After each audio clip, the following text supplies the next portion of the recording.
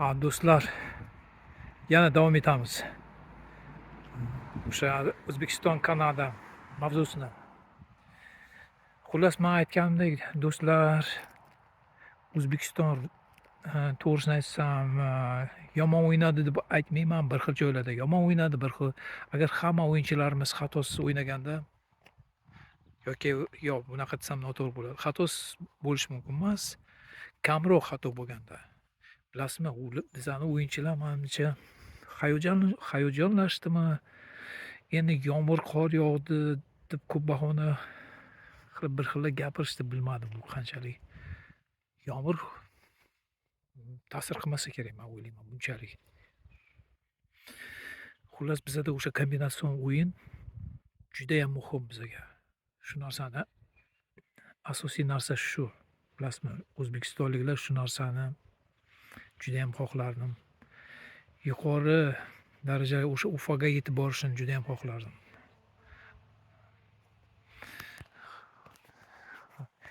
Bu narsa zarur, bilasizmi? Agar biz shu sistemani qo'yib yuborsak, O'zbekiston futbol assotsiatsiyasi butun hamma chempionat, ya'ni nimadan, futbol akademiyasidan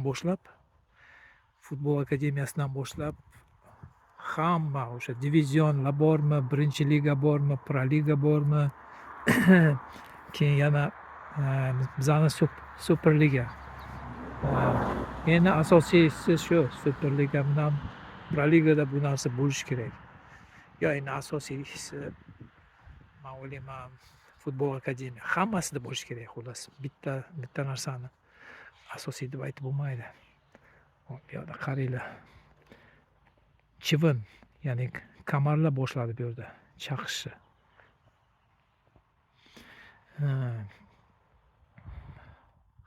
Haligi joyda, to'xtagan joyimda yo'q edi, lekin bilasizmi, kamarlar.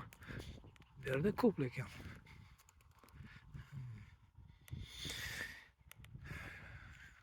shu men o'ylayman, Cannavaro yoshi katta o'yinchilarni olib xato qildi jahon chempionatiga yoshlardan olish kerak edi. Chunki men 17 yoshliklarni o'yinini ko'rdim, 20 yoshliklarni o'yinini ko'rdim. Hammasini ichida yaxshi o'yinchilar bor. Faqat gol kam urgandir, boshqasi kamroq bo'lgandir, lekin ular mana bu yaxshi o'yinchilardan qolishmaydi.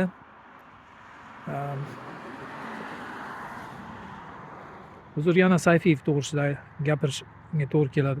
Shu men bir videoni ko'rdim, o'shanda aytishganki, bir necha yildan beri Sayfiyev o'ynaydi jahon emas, O'zbekiston terma guruhida. Lekin bir necha yil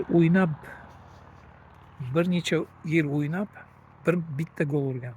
Mayli gol urishi, mayli umuman gol urmaganda hamchi, lekin chiroyli o'yin ko'rsatib,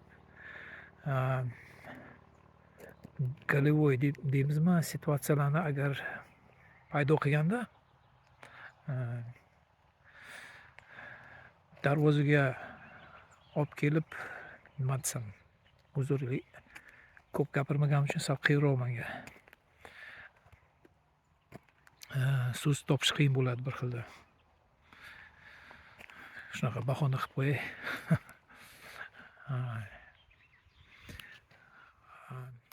Endi bilasizlarmi, nima bo'lganda hamchi, hali ham kech emas. Hozir asosiy o'yin Niderlandiya, ya'ni Gollandiya bilan bo'lgan o'yin asosiy bizani nimamizni ko'rsatadi, kuchimizni qanchalik, qaysi darajada biza kuchli, biza qaysi darajada biza jahon chempionatiga tayyor biza desam to'g'ri bo'ladimi? Xullas, do'stlar, bizaga deyapman, xuddi men biza trener. Biza endi muxlislar, biza muxlislar. Men o'ylayman, O'zbekiston jamoasi mana shu o'tilgan o'yinlarga qarab, Cannavaro birinchi navbatda bir yangi strategiyani o'ylab topish kerak. Bizaga shu kombinatsionda o'yin kerak. Faqat shu xato qilmasdan to'pni to'g'ri kelgan joyga tepish emas, man ko'rdim endi asosiy O'zbekistonni kombinatsionniy o'yini. Yuqoridan tepishadi. Hamma poliyani boshidan, shu maydonni boshidan qarshi tomongacha, ya'ni narigi futbol maydonigacha shunaqa pas bo'lgandan keyin u pasni o'sha yerda hujumchi qabul qilib, birma-bir chiqib gol urish kerak. Endi buni bilasizmi? Bu kombinatsiya hali aytganimdek, bu eski kombinatsiyalardan 90-yillardagi yoki undan ham oldin, yo 90-yillar. Shunaqa. Shuning uchun bizga hozir kombinatsionniy o'yin kerak. O'sha gandbol sistemasi. Yana bir ikkita gaplarni aytmoqchi edimda, asosiy gaplarni. Shularni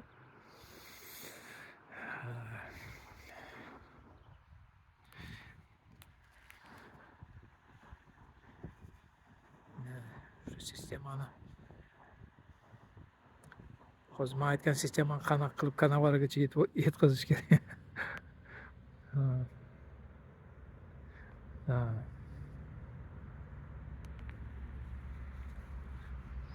Judayam men xohlardim. Lekin qaranglar, asosiy narsa shu. Bizani futbol akademiyalariga yetib borish. Ketishdi mototsiklistlar. Bu mototsiklistlarni qarab, meni yoshligim esimga tushadi. Rosa yavada haydaganman, lekin do'stlar, mototsikl zo'r narsa-yu, lekin yomonligi ham bor. Yomonligi ham bor. Qaysi tomondan yomon? Mototsikl endi avariyaga uchirsa yomon bo'ladi. Men o'zim 3 marta avariyaga uchirganman yoshligida. 3 marta. Ikkitasida juda og'ir jarohat olganman. Shunda ham davom etganman. Keyin og'ir narsalar bo'lgan, xullas. Bir ikkita yaqin do'stlar avariyaga uchrab olamdan o'tishgan. Shuning uchun mototsikl yaxshisi haydamagan yaxshi. Men katta o'g'lim moped xohlagandi, o'sha maktabda o'qib yurganda. Men aytdim, "Yo'q, hech qanaqa moped bo'lmaydi." "Yo, dadajon, siz o'zingiz haydagan-kusiz mototsikl." Men aytdim, "Endi qarang, menga qaramang. Menga ham ruxsat berishmagan, men endi o'shanda sal quloq solmaydiganroq bola bo'lganman-da. Shartli mototsikl sotib olib, yoshlikda bo'ladigan narsalar endi. Lekin men xohlamasdim. Men bolalarim, farzandlarim mototsiklda yurishini.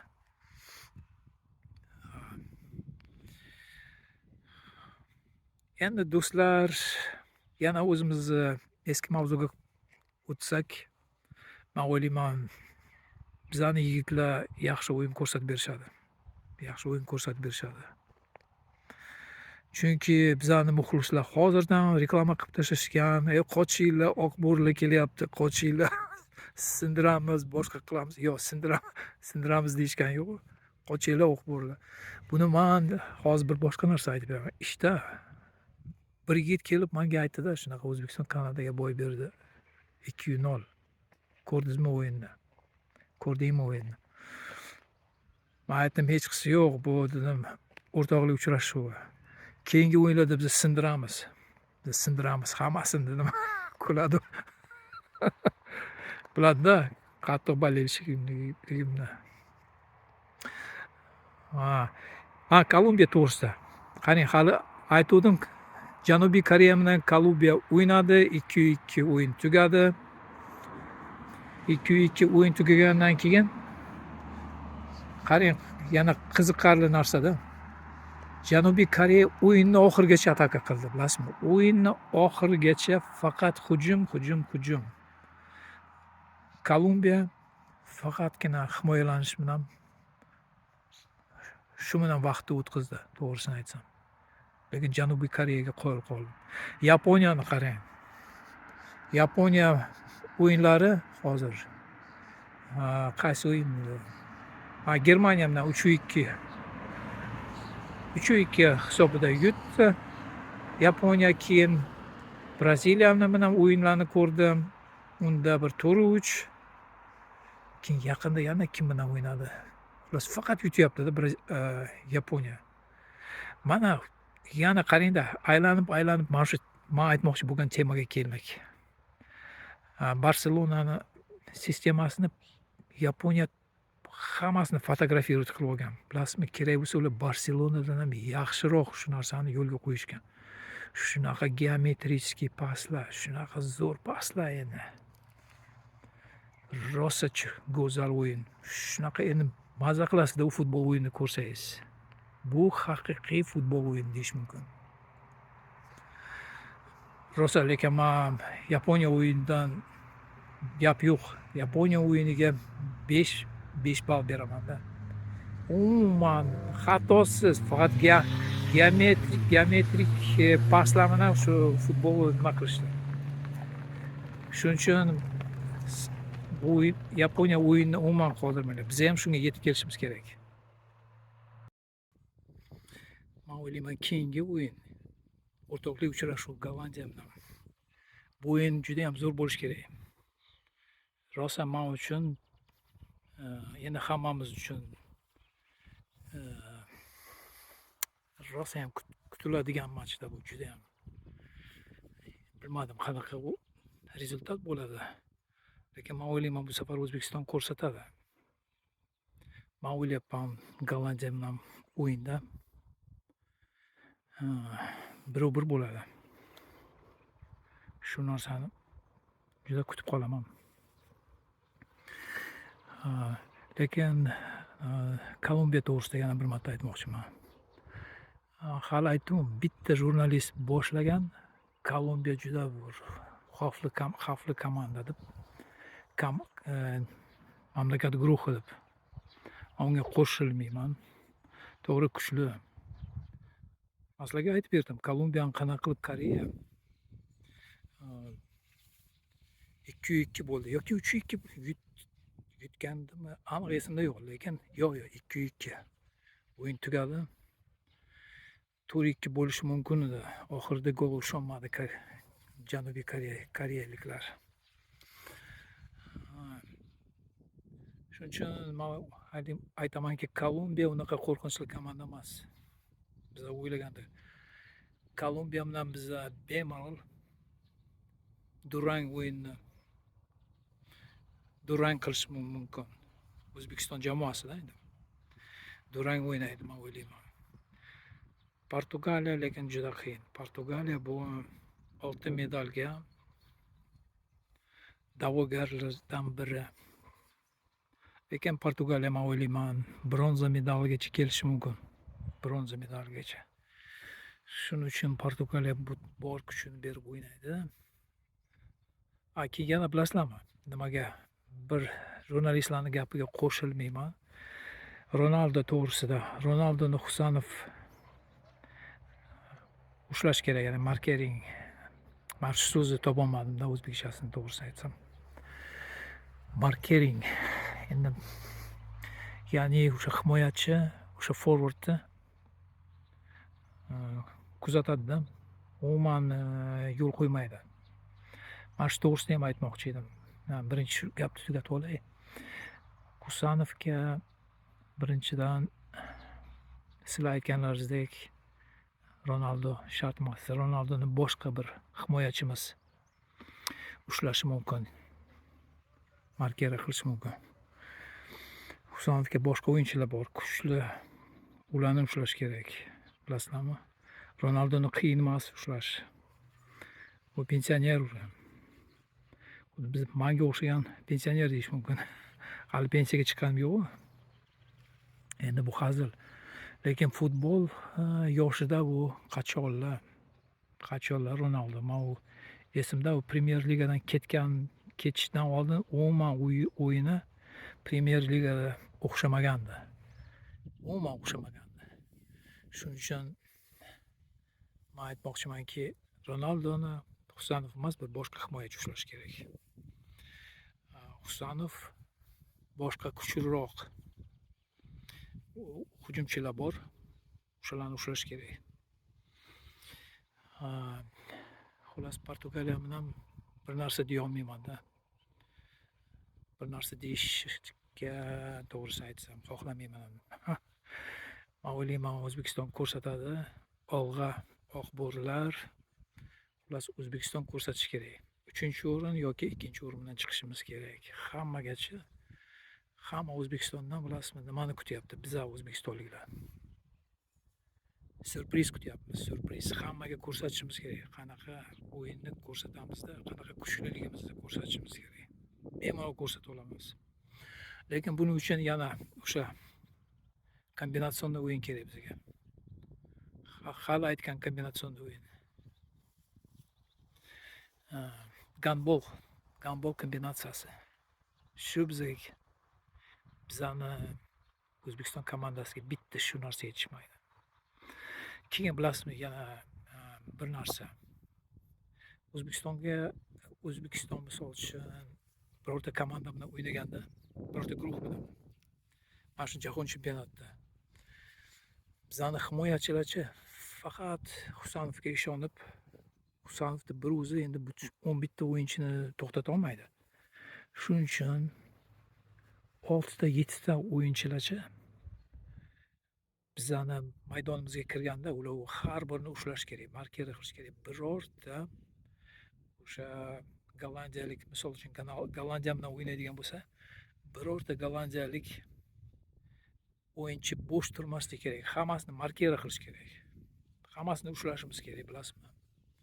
Ularga qiyin bo'lish kerak. Keyin ular bilan o'ynaganda bilasizmi, yana Premier Liga o'yinida Angliya nima qiladi ko'pincha? Angliya komandalari Manchester City, keyin Manchester United va boshqa Liverpool misol uchun. Ularchi o'yin bir tomonga ataka bo'lgandan keyin, demak, misol uchun o'sha ataka oxirigacha yetmasdan darvozabon oldi deylik. O'sha darvozabon olgandan keyin o'zini o'yinchilariga pas berish kerak. Ularni maydonda markera qilishadi, bilasizmi? Bizga mana shu narsa ham yetishmaydi. Va Angliya chempionatida ko'pincha mana shunaqa bo'ladi. Ularni maydonida hali darvozabon pas berishdan oldin ularni o'yinchilarini markera qilish kerak.